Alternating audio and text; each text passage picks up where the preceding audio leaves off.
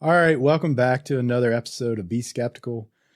Two generations, infinite opinions, Millennial dad, Gen Z son, diving headfirst into dumpster fire conversations over generational topics. If you're looking for the objective truth, you're in the wrong place. No answers, all opinion, no facts. So be skeptical. What we're trying to do is don't believe everything you hear, don't believe everything you see. Throw it against your morals, your values, your wisdom, and see where it sticks. Just don't listen to what you hear and don't listen to what you see all the time. So this is our fourth episode or third. Yeah, this is our third episode. Yeah. Definitely appreciate everybody that's watched so far, that's commented, liked, those few subscribers that we have. Let's keep it going, but we're going to dive into it. So today's theme, I kind of built it out. Doesn't mean we got to follow it. And it's a perfect topic because it's the perfectionist dad versus the freestyle son. Yeah. I plan, you just go with the flow. I plan. It's just I plan in more of a open way. I don't plan for perfection. I plan for there's an end goal. I don't care how I get there. You know what I mean? No, I get that. And that's, you got to have an end goal when you're going into something. Absolutely. And me being a perfectionist, I do it with planning. Right. Yeah, that's perfectly fine. There's a time and a place. There's a time and a place to plan. There's a time and a place you got to go off the fly of your pants. So absolutely, yeah. So I'll kick it off. So why do you care if every detail is perfect when a lot of your generation calls effort cringe? Me personally? Yeah, you personally. I do care about detail. Effort isn't necessarily cringe. I feel like it's just in the culture, people see people that work hard or are extremely dedicated to something. It's like they don't understand it. So, and a lot of people, most of the time, if they don't understand something, they're like, man, that's cringe. Yeah. I feel like some people have a certain type of humor, like to be cringe is to be free. That kind of humor, people like that. Go into that a little bit. To be cringe is to be free. Cause I don't understand that. No, it's just like, a lot of people call just being yourself cringe or just having a general direct liking to something that isn't popularly liked cringe, like people called Five Nights at Freddy's cringe for the longest time. Now it's one of the most popular things ever. Okay. It doesn't even matter what it is. In all honesty, people will call something cringe regardless of what it is. It just depends on the person, depends on what the topic is. But I feel like people call effort cringe because they don't want to work hard and they want to find an excuse not to work hard. And it's not even just cringe. They won't just say it's cringe. They'll say like, some people would just straight up be like, oh, I'm lazy. It's not necessarily only cringe, but yeah, I feel like cringe is one of the good options. And I feel like it's just because cringe is, if something's cringe, people are like, oh my gosh. And like they hear that word. People hear cringe and they're like, oh my gosh, I can laugh or point at this. Then like, oh my gosh. It's like following the bandwagon. Right. Like you're a loser. Like, Yeah. It's kind of what we've been saying. They're not being skeptical. They're just being sheep. They're following. Exactly. They're not just cattle down the herd. Exactly. Yeah. Okay. And the whole time, the person that's putting in all that effort, they're leading people, legitimately. They're jump starting and they're literally leading the crowd. And it could be going in a bad direction or they could be taking it in the right direction. But absolutely, yeah. I mean, you got followers, you got followers, right? Yeah. Okay. So going off of this, me, of course, when I can't relax is when the kitchen isn't clean. Oh, yeah. Like even before I start cleaning or cooking, I have to clean the kitchen. That's just me. Now for you, I think me telling you to clean and stuff like that makes you uncomfortable. So like you have this good enough philosophy and then I'm a perfectionist, right? You're like, oh, that's good enough. Why not? Let's just go. So what do you think about that? Like, you think it's like precision versus impromptu or, I mean, I know we'll reach the same goal in the end, right? It's just different. It's two tools, but a different outcome, I guess you could say. Just as successful, just maybe took longer to load, just whatever. Yeah. So for me, it's just improvisation is like the most perfect thing in the world to me. If you can improvise just about anything, depending on the subject, as long as it's a useful improvisation. Yeah. You have a skill that not a lot of people hold. Not everybody can just on the fly do something. Like, I feel like I can do that. You know what I mean? No, you I feel can. like I've always had that ability to just on the fly do something. No, I agree. You're definitely, you can go on the fly and do anything. Right. And I feel like it's a helpful skill because with sports, I love sports in basketball, lacrosse, even in football. Yeah. You have to improvise, in basketball. Oh, yeah. You cannot go into a game thinking, like let's say you got a matchup. Your guy, you're like, oh, I'm going to cross left and then fake right or something, Yeah. Something like that. You can't plan that out. Basketball or it's instinct. Well, exactly. It's not necessarily a plan. It's a flow. You know what I mean? I feel like I move on a frequency, a flow. Mm-hmm. I feel like whenever things knock me off my frequency, I can't do as well. Mm. I feel like I do really well on my frequency. I move really smooth. I notice people like the way I move on my frequency. Yeah. And just like not necessarily like cleaning the kitchen is like knocking me off my frequency. No, it's just like, an example. Right. No, of course. Yeah. Just like, I don't know. It's just that frequency and that improvisation is just what keeps me being me. I don't want to be perfect. You know what I mean? Mm. You want to be perfect, which is great because you want to succeed the best you can. I want to succeed the best I can, but I don't necessarily care about it looking the prettiest. Mm. I'm getting there. I'm making it there, but it's not, I look great, but. So you're saying it's no reflection on yourself. Like you're just going to get it done. Yeah. Okay. Pretty much. And I mean, if I do mess up in something, I will reflect, that's part of the frequency. You got to smoothen things out inside your flow. If I have like a frequency, I mean, it moves in lines, if the frequency has a spike, it goes straight for a little bit, it goes spike, it, eventually finds itself back. Mm. That's what I try to do. Back to your rhythm. Mm-hmm. I like to stay in a rhythm because it keeps me in a sense of, if something wrong happens or maybe something doesn't go right, I can just keep on going through my flow. I can flow around it. I can go flow through it, kind of like what Bruce Lee, or not Bruce Lee, what, was it Bruce Lee? Who said the water thing? No, it's Bruce Lee. Yeah, it was Bruce Lee. Yeah. He said like water. Water can not only move mountains, it can cut through them, but it can also flow around. It can flow over, Flow through. Yeah. Exactly. No, I get that. I guess I'm more of a perfectionist just because I like the routine. And when my routine's broken, it affects me. Absolutely. Like if OCD or not, like I know I was a lot worse when I was younger. Nowadays I can let a lot of stuff go for the most part. But my routine, I have it there. And if it's broken throughout, like even my morning routine, like if something's out of my routine, then it'll affect me for a little bit. Right. And it used to a lot more when I was younger, but now it's not as bad. But it's my flow, I guess, my rhythm, my flow. And I'm definitely more of a control freak. I won't say a control freak because I even thought about that. Is my perfectionist, is it control or is it just good quality or effort or what? But mine's more so, it's just, like you said, it's my frequency. I feel like your version of perfection is because you want that control, but you also want that control because you want it to be of high standard. You want it to be nice. So you have to have that control. If you want things to happen, you have to stand up. You got to keep your back straight. As a man, if you want something to happen, you got to raise your voice. You got to stand up for what's right. And I completely understand that. I will as well. My frequency can spike. If I really need something to get done and it's not happening, I will spike. I'll be like, listen to me, do this, do that, take control. But that's part of this rhythm, And I feel like that your rhythm is just, you like to take, not necessarily control, but you like to know that you will be listened to, you will be followed and that things will become held to an upright standard, things will be right. Yeah. Right. Which is great. It's qualities of a person who's going to keep something running great, No, yeah, because standard, I like higher standards. Mm-hmm. That's just me. Absolutely. I keep people at a higher standard, and it's not that I think they're doing a bad job or they're doing a good job.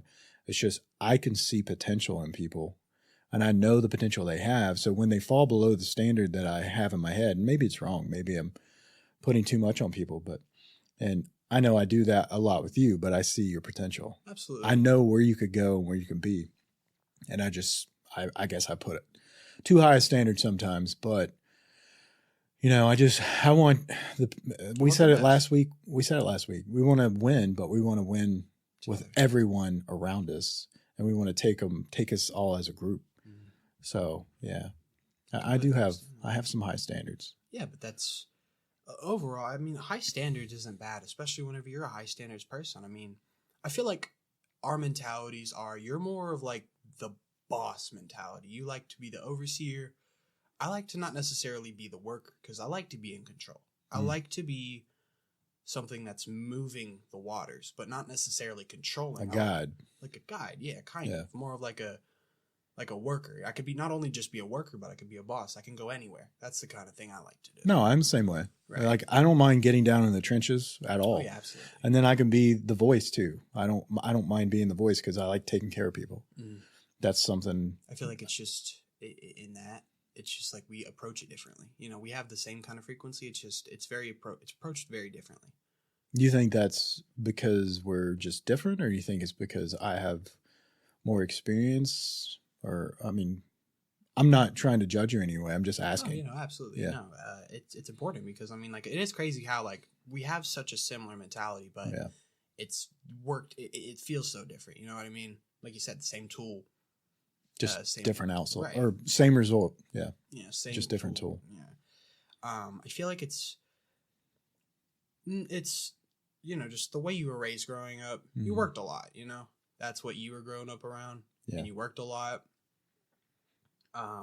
You know, so you're more held up to a working standard, and I'm more held up to, I'd say, you like to work and you like things to be in high condition. I like to, not necessarily things not to be in high condition. I want things to be the best they can be. Yeah. But I like it going smoothly, you know. And maybe it's just because I don't want things to go. I think I move in this like smooth frequency because I don't want things to go wrong. But if I move in like something that can flow around things, it doesn't matter what happens. It can still get done. Yeah. No, you're right. I do like to work. I'm from the generation that work hard, right? Right. Yeah, and I even wrote it down. It said, you know, when I grew up, if you don't work, you don't eat. That was the philosophy. Yeah. That's just what we did. And going back to last episode, you know, we talked about negative feedback. I flourish in negative feedback. Absolutely. And her mom was like, "Oh, that's perfect. That's exactly what you do." And sometimes I'm harder on you because of that negative feedback because I point out the negative more than I do the positive. Right. It's something I work on, though. It is something I work on. It's a hard thing to not do sometimes. And, you know, I crave that. And I talked about it. You know, the negative feedback is what I crave for because I want to know what I'm doing wrong so I can better myself.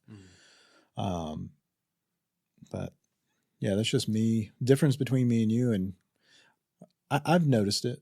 I've tried to change to give that positive feedback because even at my job, I try to do the positive feedback because people are always hearing the negative stuff. Right. And sometimes you forget about giving the positive. Just it's harder to be in a state of mind where you can give that positive feedback to someone. You know they're doing a good job. You know you see the results that they're doing. You see the output of the efforts that they're giving. But sometimes you just forget to go and tell them. But when they do something bad, you want to bring it up to their attention. So you bring that negative up to them and say, hey, this is where you might be failing. But you forget to say, hey, that was a great job. You did amazing. And give them that positive feedback. Right. I feel like that's where we differ. You know, I feel like it's kind of like yin and yang. You know, you're the negative, not necessarily you're negative, but you're like that part.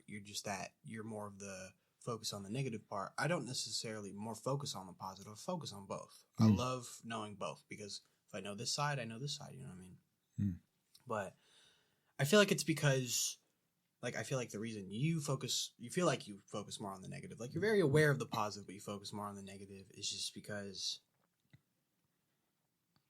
I had it in my head that it's let's go into like how I do it. Like I learn to I feel like you hold yourself to such a high standard, and maybe you point out the negatives more often than you point out the positives in yourself, which is perfectly fine. You want to be the best you can be, but you got to understand that you need to love yourself before you can hate yourself. Yeah. Because what are you to hate something that you can't even understand or love? You know what I mean? No, I'm I not agree. necessarily saying hate yourself. I'm just saying. No, it's hard. That's hard for me. Right. You know. To love myself is hard. It's hard. Yeah. It's not an easy thing to do. It's a really hard thing to learn because it's just self-love is so weird. I feel like it's a weird thing to learn because you're like, I love myself. You know what I mean? Yeah. Like it's just.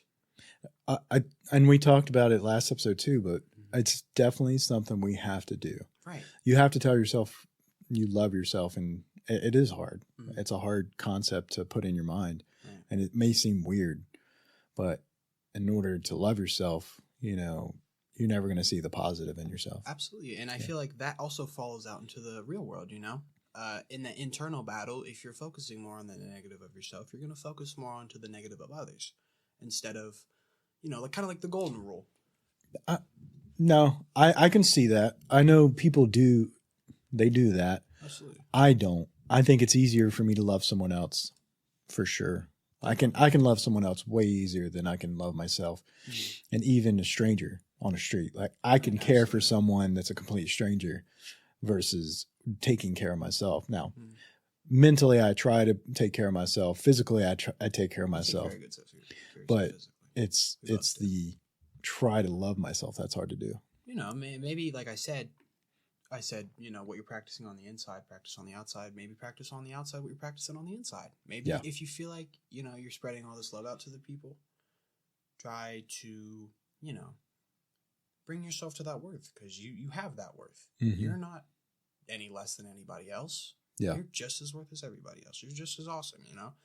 Think about that, you know? Like, if you're aware of like, oh yeah, I can show good love to people around me, try to think, like I said, turn the outside in. Put that onto yourself. Put that love onto yourself. You know what I mean? No, I know. It's something you have to practice for sure. Absolutely. It's just like brushing your teeth. You got to do it every day or you're going to forget about it. Absolutely. So, yeah. So going into that a little bit, and if you want to move on, we can move on too. But I know I come from a generation where I get frustrated on that good enough mentality or the half-ass of projects or whatever. So like perfect example. We talked about it a little bit. I had a barbecue food truck. Right. The whole reason that I started that barbecue food truck is because of a Wendy's barbecue sauce. And I tasted it and I said, I want to know how to make barbecue sauce. So then I found out how to make barbecue sauce and I mastered that craft. Absolutely. I made pretty good barbecue sauce, I think. Great barbecue sauce. And then I started watching videos. I started learning stuff. And then I already had a good passion in grilling outside. So then I started doing, you know, master fire pits and barbecue pits and cooking over an open fire. And then that led into, I'm going to start a business. I'm going to do this every day. Unfortunately, due to my full-time job, I got pretty successful at my barbecue truck. And then, you know, I had to stop just because of so much stress because I was doing about 100 hours of work a week. But, and I didn't want to freeze anything. So I literally. Fully fresh. Yeah, it was fresh. As soon as we got to the site, it was just perfect and ready to go. Oh, yeah. But I'm okay with pushing the effort and putting in more effort. And I'm not saying you're not, by the way. I know the things that you're compassionate about, you are 100% in. But I don't think I want to do anything halfway. Like I try to do it the right way the first time so I don't have to repeat myself later and do it again. Does that make sense? Yeah, it does. Yeah. Absolutely. Because I'm more of I will do it now instead of sit and wait and do it later. Because I'd rather chill later. Like me and your mom are completely different on that.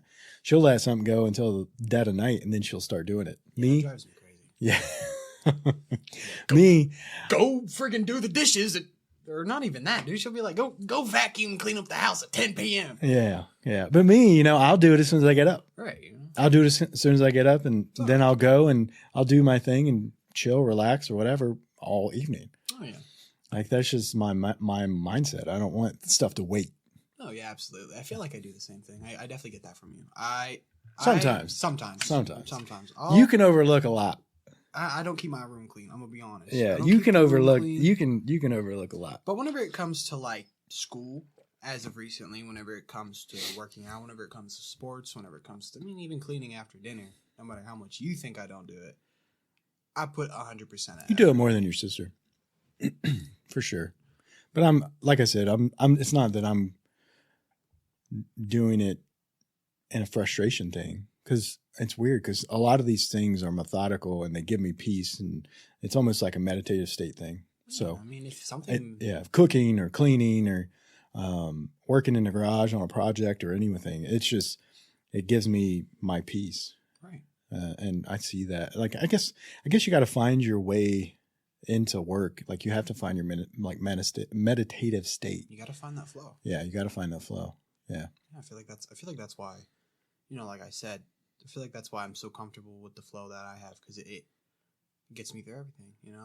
It pushes my work. You just got to find a way to flow through everything. What about you? Do you have any questions? Oh yeah, I do.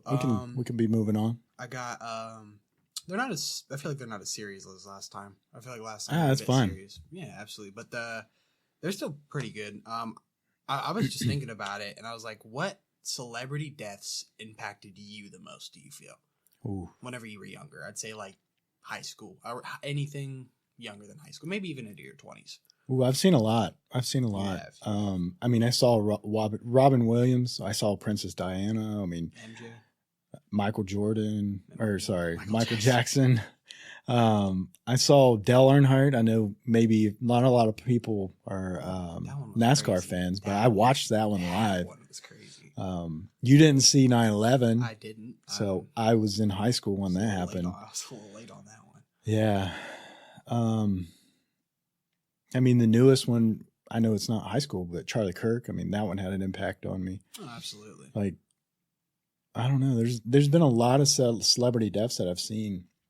I mean, even like Burt Reynolds or something. Robin Williams was pretty impactful. I'm not gonna lie there, because it was just so quick, unexpected. Yeah. Steve Irwin. I mean, that one was hurt. That one hurt too. So that's good that you brought that up. Like, why do you think celebrity deaths have such an impact on people? I mean, we've never met them before. We've never even spoken a word to them. They've never written to us or spoken a word to us. Like, why as a society does celebrity deaths affect us? I mean, is it like you're losing your hero kind of thing, or what do you think there? I like to go back to whenever Kobe died. Oh, Kobe Bryant. Yeah. Yeah. That one was rough too. So I go back to Kobe because personally, basketball. I love basketball. Kobe was like the guy for hustle and effort, Mamba mentality, amazing. Pushing yourself to become the best you can be, stuff like that. It was his morals, the way he pushed himself. It's just the way you see them, and the way in the messages they put out. It's like a comfort character. You know what I mean? It's the same reason we all love music.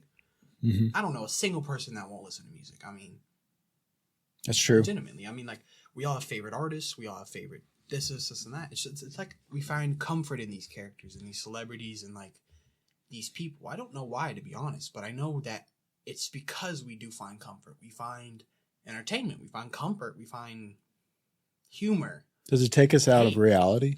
Is it just taking us out of our lives just for a moment, maybe? I feel like that's why a lot of people do. You don't have to focus on your own life so much. You feel like maybe, we all have dreams. Mm-hmm. I'd love to, stuff like that. I'd love to be like a famous singer, and I see, like, why's my mind blanking? I love music. Like I would see like Michael Jackson, like Millionaire, people love him, stuff like that. It's just like, I feel like it does take us out of that reality, and it gives us more. For me personally, I don't look up to these people like, oh, I'm jealous of them. I look up to them and I'm like, I can be there one day. I feel like gives you hope. It gives me hope. Yeah.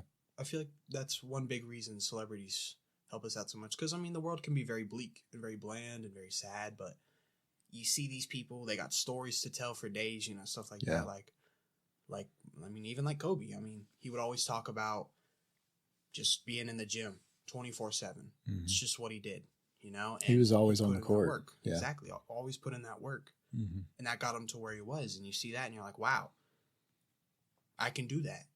And you can, you know? And you see these people doing this and you're just like, yeah. It gives me hope to push myself even more sometimes. Maybe it doesn't, I mean, like for me personally. So it gives you that extra motivation? Kind of. I mean, I could see that. It can give you a little bit of motivation. I definitely think it gives people a break from reality, I guess. I mean, I know we've talked about social media multiple times, but it's the same thing. It just kind of gives you relief from your reality, and people take too much advantage of it. On my part, I think. I mean, a lot of people should go out and do something productive. I believe they should do more stuff that are productive. Yeah. But I'm the same way. I mean, I get home from work. I've worked all day. I get home. I want to brain rot. Yeah, absolutely. I want to brain rot for a little bit and just chill and watch some TV, maybe hang out beside your mom or whatever. But it's that break in your reality. It just takes you into another, I just kind of imaginary zone, I guess. Yeah, and you can step into the celebrities' roles, right? You can step into their life through their whatever, video or social media or sports. I don't know. That's interesting, though, because I've never really thought about celebrity deaths and how they impact you, but they do, even though you've never met those people before. Yeah, it's always been an interesting thing to me. Yeah. So maybe kind of stepping back a little bit, we had a couple conversations this week, especially last night. So going back to the negative feedback stuff. So do you think I'm too hard on you? No. Do you think I'm reflecting my preference that we kind of talked about, needing that negative feedback for you? So that part, I agree. I feel like maybe you reflect that self off of yourself onto me. Yeah. But I personally, I don't take it to heart. Obviously I'm listening, but I'm not taking it to heart. I don't feel like you can be too hard on me. I mean, I try not to be. Your mom thinks I'm super hard on you, but I mean, you've had your moments, but in all honesty, it's hard for someone to like be hard on me. Pause. I don't know. I didn't want to say that, bro. That's okay. Okay, yeah, but it's hard. I feel like I don't personally experience like, oh, someone's like, they're angry at me. Like, obviously I could tell you're upset at me or like you're disappointed or you just want the best for me. And I know you personally, you want the best for me and that's why you're so hard on me, which I'm fine with, You want the best out of me and you push that 24/7. In all honesty, it could be worse. You could care less. You could be doing this just because you hate me. And I know you don't. Yeah. And so personally, I don't feel like you're too hard on me. I feel like you have moments to where like you're excessive with what you're doing, but like I'm not like caring all maybe that it's because much. I feel like you're not hearing me. It's I'm listening. It's just I don't like to act like I am. Yeah. So I think you were just like me, period. Think so? Oh, 100%. Like, I know you don't see it yet, but I was a different person when I was your age. And it seems you are exactly like me because you wanted trial by error or trial by fire, I guess you could say. I did the same. I did the same thing. I was the same way. We talked about that last night, but it was sometimes costly to me. Like it really was hard sometimes. And I had to go through a lot to actually change. And I told you, a little bit of my story last night. I didn't go into it super deep. Right. Just because I'm not a talker, but no, that's fine. But yeah, I had to go through some true trials before I changed myself and actually tried to change into something where I knew I could project myself into success. Right. Because the trial that I was going down, the trail that I was going down, it was taking me down hard and it was going like deep and black places. Deep and black. Yeah. Is that how you like it? No. I don't know. Ask your mom. But anyway, now I was going through it. Absolutely. And then I had to I did a 180. I had to completely change what I was doing. All right. So I want. That's why I moved here. And I That's fair. never would have met your mom, or never would have had you guys. So It's interesting. It's Yeah. interesting. I feel like So that's where you can go back and reflect on your decision making. You can actually see outcome. It takes years sometimes, but it's cool, pretty cool. When you get a little it is older, pretty cool. when you get a little older, you'll be able to see that. The weird thing is, I feel like whenever you talked about it last night. You said you develop things that I developed that took me years to develop so quickly, and I feel like you said it was like almost like your DNA passed. I believe we talked about this before. Like the soul passes through the DNA. You know, kind of like you gain parts of somebody. You know? Characteristics that didn't necessarily reflect on experience. Yeah. Right. I feel like I have the ability to project myself into the future in the most successful. I feel like personally, you think that I'm not at that moment. You think I'm not being able to project myself into the future. And I feel that you maybe not feel like I'm not necessarily on like a bad path, but you feel like you say I like to test the waters, trial by fire, stuff like that. Which, in all honesty, I feel like sometimes if I really think about, I think about a lot of things. I mean, I told you, my brain moves at an accelerated rate of however fast it wants. I can't control it. You know, I can think about something. It's one of the reasons I feel like I'm so good at that. No, I get it. I get it because I do the same thing. Right. Like my brain moves faster than I can write or type or talk sometimes. Right, but I feel like I mastered that kind of flow. You know what I mean? I can not necessarily control it, but like I'm riding the waves, you know, like how a surfer doesn't control the waves, but he can ride them. He can move with the flow of it. I feel like that's what I'm at. You know what I mean? I see the end of whatever the surfers call the break. The break. Yeah. I can see the break, and I'm going towards it. And you know, sometimes you wipe out. You know, and I feel like you see me wipe out more than you see me. You know, whenever that wave. No, that's not true. I don't see you wipe out. I mean, I can see you wiping out if you continue on that wave. But no. Absolutely, but I feel like I don't know. But I don't think you're gonna.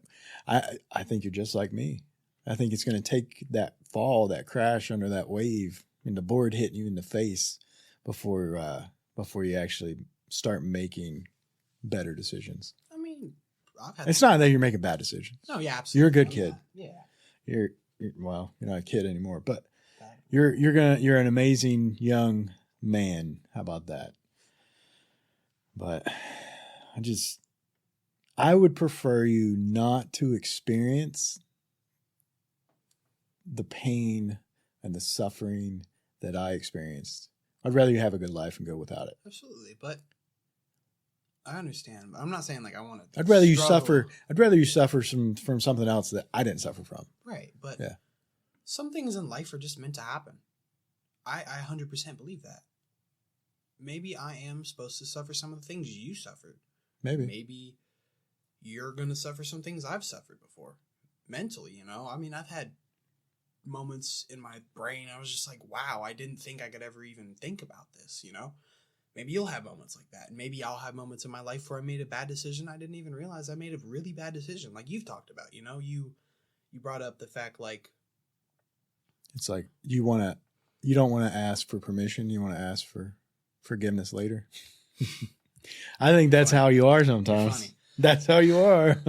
I'm the same way. I don't know. Less as I got older. Mm-hmm. I mean, you're a risk taker. You're a risk taker just like me. I'm a risk taker. My risk appetite is high for a lot of things. Now, as I've gotten older, some of the things, my risk appetite is almost zero.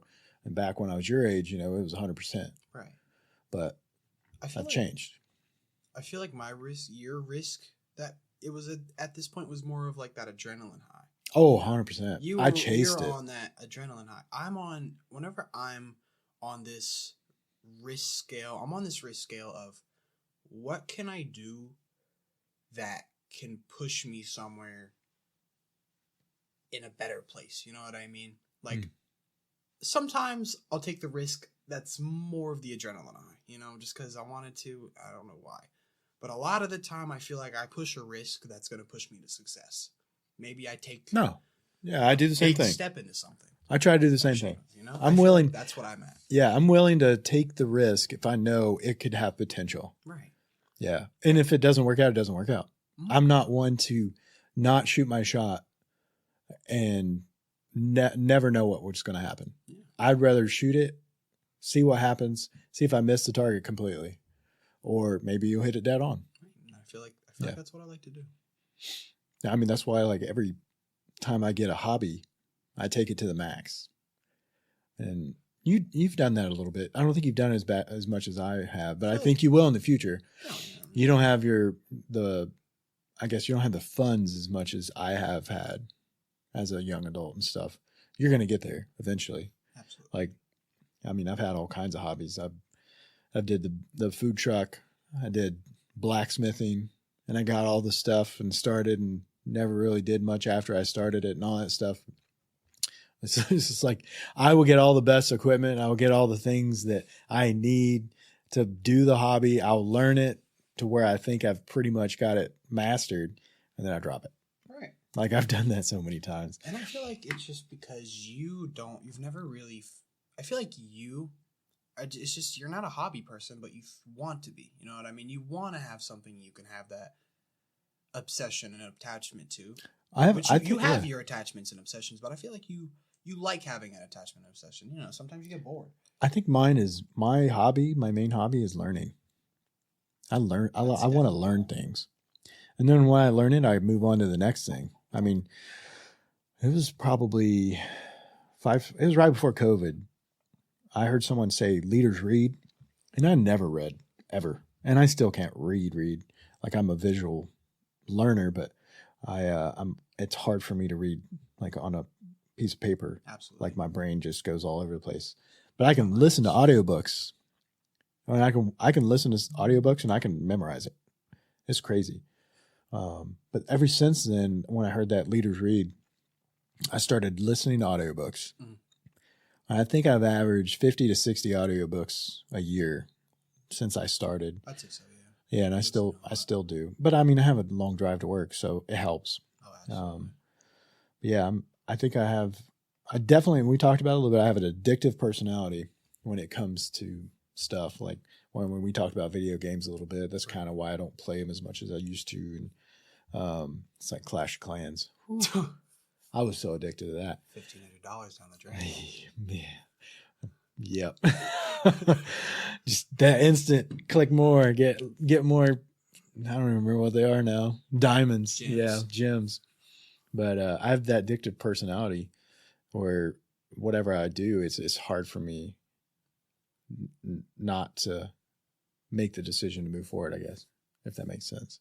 You see that, like you said before, you see that target, you want to either nail it on the head, which you'd love, or see if I miss, or see whatever. if you miss, yeah, which you would love just as much. And I feel like sometimes that is an impulse that we have that just triggers us to either do good things or it could trigger us to do bad things. You know, it can. Oh yeah. Yeah, I could have easily $1,500 on Clash of Clans or learn how to blacksmith. You know, a skill. You know. Yeah, and I've learned a lot of skills through that process, right. Just because I have an interest in it for initially not knowing what it is. You don't know. And then I'll watch a video, or then I'll still go buy something to start it. And then it's like the latest one is flying. Yeah. I wanted to get my pilot's license, and it's just really expensive. It's the only reason I haven't finished it, but I love it. Moving on. What you got? What's your next question? I know you said you had a couple. I have one more. Okay. I feel like nowadays, mm-hmm. toys are so crap. Like, oh yeah, and they're making them crappier and crappier, and they're just trying to make them terrible so we can focus on the phones and stuff. But I was thinking about it, and I was like, maybe I'm just getting older, because maybe I'm not as interested in toys anymore. I don't know, but I guess my question is, mm-hmm. do you think toys are just an idea of a young kid, whenever you get older, you just start losing hope in them, you don't like them anymore, or do you think it's just they're getting worse now? I would definitely say toys are garbage compared to the toys that I had when I was younger. Oh, absolutely. But I don't think it's necessarily an immature thing or something that's only for a kid. Because, I have a bunch of stuff that I've bought that was toys that I had from when I was a child. Right. But I have them as a nostalgic thing. It's not like I took them out of the packages and played with them. Right. Right now, they're probably sitting in a box somewhere in the storage. But one day, I want to put those inside of my office or a man cave or something. I just want to put them up and look at them and see them. Right. Just because I had so much fun with it, and it reminds me of when I was younger. Right. I don't think it's necessarily a bad thing. I mean, if you're 18-year-old and you're sitting there and you're playing with something like you're 6 years old, might be a little issue there. But, I mean, I still enjoy Legos. Absolutely. I don't think anybody's gonna not ever be enjoyed by Legos, dude. I mean, I used to love it. When you and your sister would get stuff during Christmas and your birthdays and stuff, I love sitting with you and putting that stuff together, building it up for you guys to play with it. Like taking it out of the package. Like it's still my kid spirit. Right. Yeah. I'd love to still get Legos. It's just $60 for a small box. This big, yeah. You know? Like, what the heck? That's funny. They just released the Death Star. Did you see that? I did. It's the highest. $800. No, it's 1,000. The most expensive Lego set they've ever put out. The Death Star. I forget how many pieces like a it is. 1-to-1 replica, though? Is it like genuine? Like, is like there a bunch of rooms in it, or is it just a ball? Can you open it up? Like, I don't know. I think it's like a cross section. I heard about it. It's a cross section. Yeah, I saw people waiting in line for it, and people were buying like 2 or 3. Wow. Oh, because they're gonna resell. No. I mean, it was hobbyists, but I think they were only allowed to buy up to 2 per person, but some people buy one to keep it in the box, and the second one to build. Right. Yeah. But I'm a nerd like that. I did that. Absolutely. Did you see the Deku Tree? The Legend of Zelda one? $250, and it was maybe a 300-piece Lego set. Really? Yeah, I was nuts. I wanted to buy it because I was like, I love Legend of Zelda. Legend of Zelda is my favorite game. But yeah. I look into it, and I'm like, I'm not paying $250 for some Temu Legos, dog. Like, what? Well, I mean, honestly, that'll probably be the cheapest it'll ever be, though. Oh, no, I think it's going to lose value. No, it'll go up. Guarantee it. It's just like all the Star Wars stuff. Dude, the Star Wars. It's all went up. I have some Minecraft Legos that the first run of Minecraft minifigure Legos, the small ones. Where it would just be the bricks. The small one bricks. Yeah. I still have those in a box. Yeah. I bought them for. You bought 2 of them because I remember I had one I played with. I have all 4 of them. Oh, I bought 2 of the original, but I have them all now, and they're worth the 4 set. I think they're worth like $500-$600. Probably more than that. And I only paid like $30 each for them. They're probably worth more than that, in all honesty. I don't know. Last time I looked at it, they were worth like $300-$400. And I have a few Pokemon cards that I bought that I never opened. Kind of grown, and they've infinitely quadrupled in value. Right. I have them in the vinyl or in the box. The safety box. The box doesn't allow UV light or anything. Yeah, so that's nuts. Yeah. All right. So I thought about some ideas and I ran it past you. So right. I'm kind of here at the end of the episode. It's kind of self-reflection, and we might be the problem. So it's self-reflection. So it's just kind of a moment to say, maybe it's not other people, but it's me. And I think self-reflection is good. We've talked about it a little bit. You've got to self-reflect. That's part of being skeptical. It's got to be human. So I think that I confuse standards with respect sometimes. And what that means is when they don't meet the standard, I feel disrespected. And I don't know, this is just me self-reflecting. And maybe your mom helped me out with a little bit too. But do you think that's true? Do you think that when people don't meet the standard that I feel disrespected versus it's just I have too high a standard on them? I think nowadays respect is no longer a standard because respect used to be a standard and I don't think it is anymore. I feel like people think it's no longer a standard, even though it is. Respect is 100% a standard. You should respect every single person you talk to. Yeah. I feel like people nowadays are like, oh, I don't got to do that. You know, the freaking waiter at my McDonald's, like this Mexican restaurant wherever I'm at, right? Yeah. You know, like I don't have to respect them. I don't know them. You know, I feel like people have lost. Because they're below them. No, they feel like they're below them. Kind of, yes. Yeah. But more of like, I feel like people just don't treat respect as a standard. They treat it as more of an option. And I feel like that's probably why you maybe get so upset about it because, yeah, I mean, we were all taught respect growing up. The golden rule, the cartoons, what do the cartoons used to push out? They used to push out, respect, love everybody, Mm-hmm. And I feel like that's what you grew up with. That's what I grew up with. I mean, I get upset whenever people don't respect me because respect is a standard. Regardless of the culture of anything, respect isn't something you should have to. Well, obviously, if you're not respectful, you didn't earn the respect back. But just neutral ground, everybody should be respectful, and that's not the neutral ground it is anymore. I agree. It's the exact opposite. Right. People don't think they have to put an effort towards anybody, But, especially strangers. People are so absolutely. disrespectful to strangers nowadays. I see it all the time. I don't get it. But I feel like there are some moments where you confuse certain things with respect and standards, which, like you said here, I feel like maybe you have a certain area of respect, and I feel like certain things are more classified as respect to you and not necessarily a standard.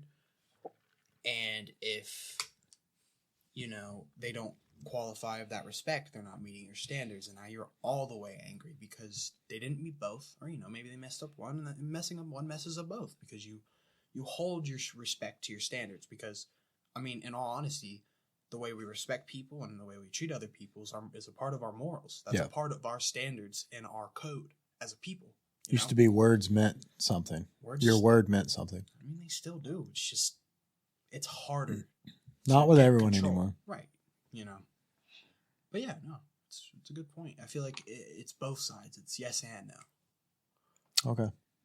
Yeah, it's just kind of a self-reflection that I had is I feel like maybe I'm holding people to a higher standard, and when they don't meet that standard, I feel disrespected because maybe I gave my intent, I gave the standard, I set the levels, and then when people don't make it, maybe I just hold people too high of a standard. I don't know. But that was just me. You can never hold people too high. Yeah. If you want, as a people, we should all want to bring everybody up. Yeah. We should always want to win, and holding people to a high standard is not a bad thing. If they don't meet it, whoop-de-doo. They didn't meet it. Maybe I need to have more grace. Maybe not necessarily that. You can still be strict and hold them to a standard, and still everything be cool and be graceful. Maybe more of like, don't let them manipulate your expectations for them, but work around things. Obviously it's something that is a problem in their growth, in the way you're pushing them. Yeah. If it's a problem, you should probably want to get rid of it. You can see that it's not good for them. But if it's necessarily that's not something bad, because a lot of our faults in our personalities and in who we are as people are part of what brings us so much success. You got to recognize your flaws to recognize how good you are. And your flaws can be good too. You can have good things in your flaws because that's an area that you know of. You got your strengths and your flaws, and you can take control of those flaws, and that can be a part of your strengths. You can bring everything together. What's an example? I feel like, like you said, that you feel like you hold people too high of a standard. That's also a strength. You're holding people highly because you want the best of them. Yeah. There's a yin and a yang to everything, you got to see that. So you're saying that could be a fault as well as a strength? Absolutely. Okay. I feel like a lot of, as long as it's not directly hurting somebody, the faults that we have as people is what brings us our strength. Yeah, it's funny. I was thinking about that, and it made me think of a book on how Pixar was started and their work environment. Right, there was no wrong answers. There was no dumb questions. And people had an environment where they could actually make mistakes, bring up their ideas, be creative, without people thinking harshly of them. Absolutely. Or negative of them. So it's that Pixar Inc. book. It's really, really good. And it's how they created that environment for early Pixar, and made some amazing movies and shorts and TV shows and stuff. Right. But they created that environment. It was different. Mm-hmm. So people were not afraid to fail. Absolutely. So yeah, I feel maybe that's- that's something I need to start working on. What about you? Do you have any things you think you might be the problem? I know I just sprung it on you this week, so if you don't, No, that's yeah, fine. I definitely do. I definitely do think there's things that I have a problem in that I am not, the strong suit. Okay, what is it? I Let's don't hear know. it. I don't know. I'm going to be honest with you. I definitely know. But you that- know there's some out there. Yeah, absolutely. I Okay. know I'm not perfect. I know Yeah. that there's faults in my system, and I do need to reflect over that. And maybe it'll take me 5 minutes. Maybe it'll take me a year. Hopefully quicker than that, so I can bring it on to the next episode. You should turn into. But no, I can't think of anything right now. I'm gonna be No, honest that's with fine. you. That's It fine. is. It's a little bit of a big question, but I definitely can bring it back. I can put it on the plate. Okay. Self-reflection. That's something that I think everyone needs to be doing. I think that's how people get better. That's what makes And you that's- flow. And it makes your flow better. Yeah. Because I think people don't self-reflect enough, and they think, I'm going to be how I want to be, and I don't care how other people are or think of me, which is not a bad thing. Right. Like, don't Be- change for other people. Oh, yeah. But I think there's flaws that people need to identify to be better. Right. Like, maybe you can't find that special person out there. And they're like, where's all the men? Where's all the women at? And you know what? If you've dated 30, 40 people, maybe you have the problem. Maybe Right. there's something wrong with you. Maybe you need to do some self-reflection to change yourself and find that right person. Mm. Maybe that's what it's holding everything up. Right. I was thinking about it, where you said, you got to recognize our flaws so we become stronger. I mean, Yeah. like I said, I was talking about how our flaws make us stronger as well. Yeah. Just in general, we group them together. Like, let's say every 4 steps, your right foot trips. Yeah. How can you better that? Not necessarily change it, but how can you use that to better you as a whole? Maybe if you're like a track runner or something, you play sports, you play basketball, and every 4 steps you're going to go right. You're going to trip right. Maybe you can learn how to Use that. exactly, Yeah. you could Make that into a move or something. exactly, Yeah. learn Or how- you could also anticipate it then. right. You can You know what's anticipate going to it. happen. Exactly. Yeah. Just That's true. find those parts of yourself and that self-reflection that you can maybe not change, but you can bring the good out of. Bring the good out of your whatever you got. There's Yeah. always good in the dark. There's always light in the dark. There's always good in the bad. You just got to understand that you got to find those things. No, I agree. I agree 100%. So, I mean, we're coming up on the end of the show here. Do you have any last minute reflections or anything? Any reflections? Like I said, find the good and the bad. Don't focus on one or the other. Yeah. Stay in the middle. Like, subscribe, push it out to the friends, watch the videos, go to Spotify, whatever. Yeah. Push it out. If you like it, maybe somebody else will. Repost on Instagram, Snapchat, whatever. It don't matter. We love all the support we're getting, though. Continue pushing it out. We love working on the show. It's great. We love you guys. Definitely, for sure. I mean, we're not going to be here if you guys aren't watching or listening. So if you enjoy what you've been hearing, if you enjoy what we're putting out there, it is we're not just doing it to do it. Like, we really genuinely want our message to get out there, maybe to help someone. It could be that one person that's struggling with something, or maybe, who knows? If we can help one person, I think it's all worth it. So this week, we talked about perfection versus the good enough mentality, or the improvised personality. So maybe perfection's about the results, right? It's not about the control. I think that's what we want to do. Whether you take a different route than I take, it's the same goal, same results. So definitely appreciate everyone that's out there. This has been episode 3 of Be Skeptical. Again, don't listen to everything you hear. Do not listen to everything you see. Throw it against the wall. Do your research. Make sure you guys do that self-reflection before you make a decision or move on. So We'll be back next week.